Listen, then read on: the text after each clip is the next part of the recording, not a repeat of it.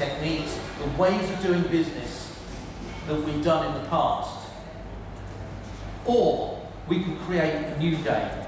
We can actually create new rules, create new markets, be disruptive, enhance the opportunity and the possibilities that exponential technology development is actually giving us. But actually the first place that we need to go to understand how we do that is inside our organisations and inside ourselves. So do we have the personal and the organisational DNA to actually change our outlook on life, to change our outlook on work, to change our outlook on our business, and change our outlook on the way that we interact maybe with our customers and consumers? And I think there's a big challenge there. Because I think if we're a small, nimble, new organisation, a new business, growing rapidly, exploring opportunities, then I think we change our DNA as we grow. If we're a big, multinational, global organisation, that's really hard. And that's why we've seen a number of those kind of organisations fall by the wayside over the years, because they found it impossible to change their DNA. They found it impossible to think of new approaches to business, new ways of interacting with their customers. They've been so wedded to their brand, so wedded to the approaches that have led them to success in the past, that they can't see beyond those. Two examples I'd often point to are Blockbuster and Kodak. Blockbuster actually had a partnership offer on the table with Netflix when Netflix was a small organisation. Blockbuster doesn't exist, Netflix is worth about $28 million. Kodak invented a digital camera. They decided that that was too much of a competition for their film business, which, by the way, they didn't believe Japanese companies would come in and take, because they believed in their brand equity and the loyalty of their consumers in the marketplace. So there are some lessons there about how we need to change in order to continue to find success. Now, I've mentioned this notion of exponentiality. For those of you that aren't familiar with Moore's Law basically says that $1,000 worth of computing power will double around about every year. So if we extrapolate that over the next 7 years, for example, we could see computers with 128 times more power than we see today. What does that do with our ability to process information, to process data, to generate new insights?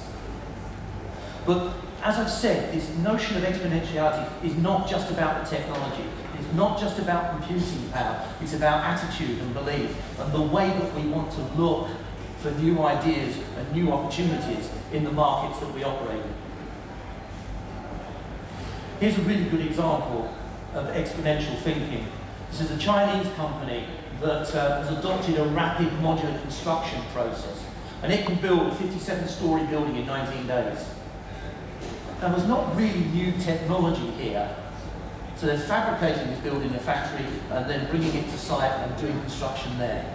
But the notion of changing the way that they undertake their construction allows them to create these kind of buildings in that kind of short period of time.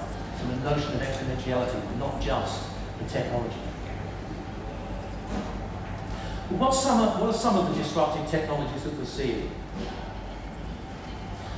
I think I'd like to couch this first of all by saying, in my mind, there's a kind of an idea that maybe magic and science are blurring.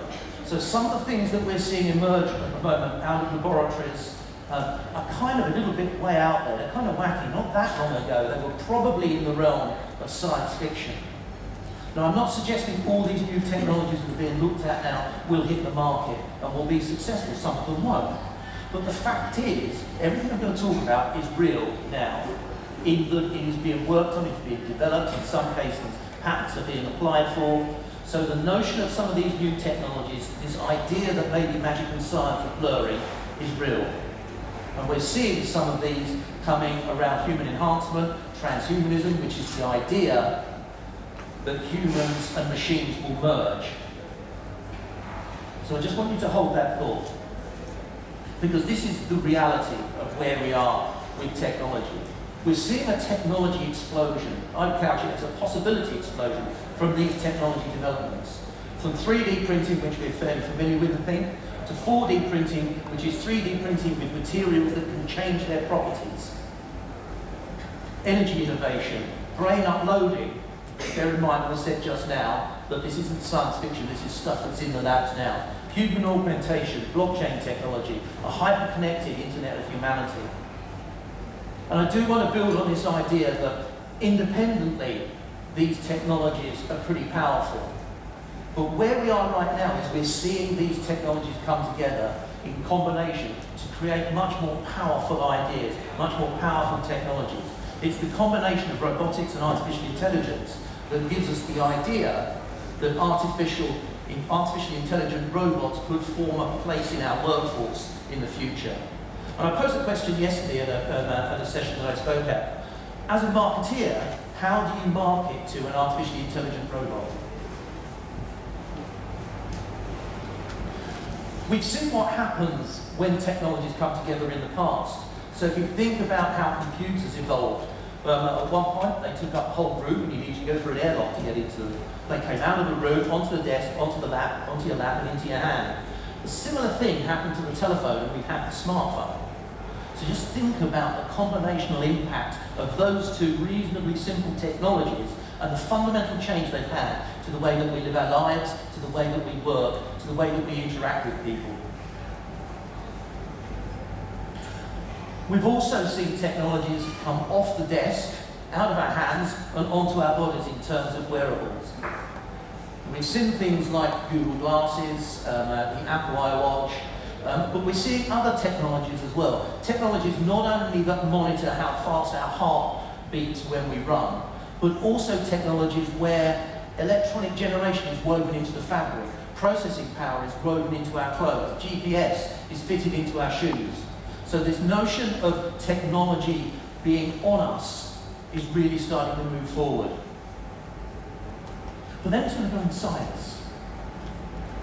Now that sounds maybe a weird concept, but if you think we've had technology inside us for a long time, from heart pacemakers, eye, ear implants, we've also seen prosthetics, we've seen limb replacements. So the idea of technology inside us is maybe not new. What's different maybe is the use of drugs and what we might think of as processing technology, which could go inside us, which could be connected to our brains, which would allow us to perform a whole load of different types of functions.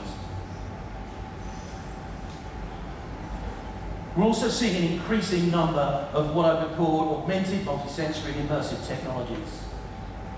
And I think this is a particularly interesting area from a marketing point of view. So if we think about the potential of haptic technologies to create a physical representation, to kind of enhance our senses with some of these other multisensory immersive technologies, what about the combination of virtual world, 3D worlds with a haptic suit on so we can feel what's happening at the time we interact with the technologies? How does that potential technology combination change how we might share experiences with consumers and customers? How do we interact with them? How do we get them to feedback about their experiences? Just mentioned very briefly virtual reality. We've seen already how virtual reality goggles are getting smaller. The interesting thing about this is that virtual reality is really just coming into 3 dimensions. It exists in 2 dimensions for a long time. Is anyone familiar with Second Life? How many of you realise that the internal economy in Second Life is worth $500 million? So you have people trading items, materials, clothes, land, buildings in a virtual world across the membership of Second Life. And that internal economy is worth $500 million. Now that begs the question, what is real, what is reality, and what is virtual reality?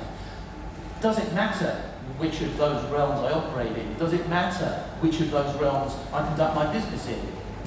But does it change the way that I might interact with customers and consumers?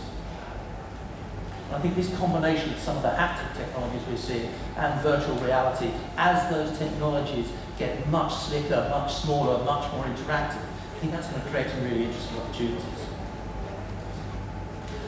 So what does that tell us about the connectivity between those things? I guess most people are quite familiar with the concept of the Internet of Things. So lots of different objects connected through the internet. If some estimates are right, and over the next 10, 15, 20 years, whatever it might be, we have 200 billion devices connected to the internet around the world. What kind of wealth of data does that give us? How do we access that data? We probably couldn't access that data effectively right now. But if we look at the way computing power is moving, computing technologies are changing, artificial intelligence is giving us new capability to perhaps perform things like predictive analysis, then we can begin to say and see how valuable that information is. But what about the Internet of People? Not just the way we connect through our devices at the moment, but maybe we connect with people through the things that we wear, maybe the technologies that are inside us, maybe within virtual worlds. So this Internet of People is also going to create a wealth of new types of data that we should be able to access. Now, I've mentioned artificial intelligence a couple of times. This question about what's all the fuss about, I think, is a really worthwhile question to ask. Artificial intelligence, an area of computer science that emphasises the creation of intelligent machines that work and react like humans. So we've seen machines in the past. Those machines have tended to take on fairly routine, repetitive type work, so that we've seen them in a manufacturing setting, car making, for example. What artificial intelligence now does is says, actually, we can take that away from, or as well as the blue-collar sector, we can bring that into services, into the white-collar sector. What we're now starting to see is significant numbers of accounting firms and legal firms where traditionally they've been done with pen, paper, computer, but now what we're seeing is some of those repetitive processing type tasks can also be undertaken by artificially intelligent machines as well. So even the notion of law, to some extent, can be prepared, presented to customers, to clients, through the use of artificial intelligence. Now, I'm not suggesting in both the case of finance and in legal that the whole of those two sectors could be.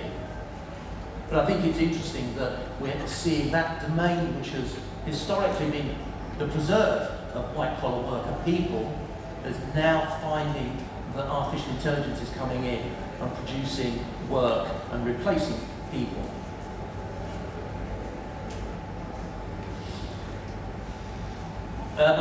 Someone else used this slide yesterday. I think it might have been someone from Google even, but I think this is quite interesting. It kind of builds on the point about how artificial intelligence is changing. So this game Go, kind of like a complex version of chess, multi-hundreds of millions of moves. And Google actually came up against the Go world champion. And the interesting thing about the artificial intelligence here is it utilises machine learning to understand its environment. It observed the first game, which the human won, but it learned from that. It didn't just learn all the moves, it learned how to strategize in the context of the game. And the next 4 games went to the artificial intelligence. So this notion of being able to learn is something that's particularly new to computers and is fundamental to the change of artificial intelligence.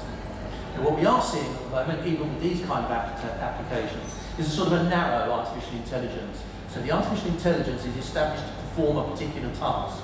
But what happens when that artificial intelligence can broaden the context in which it considers issues, problems, develops solutions? What if it can operate across a range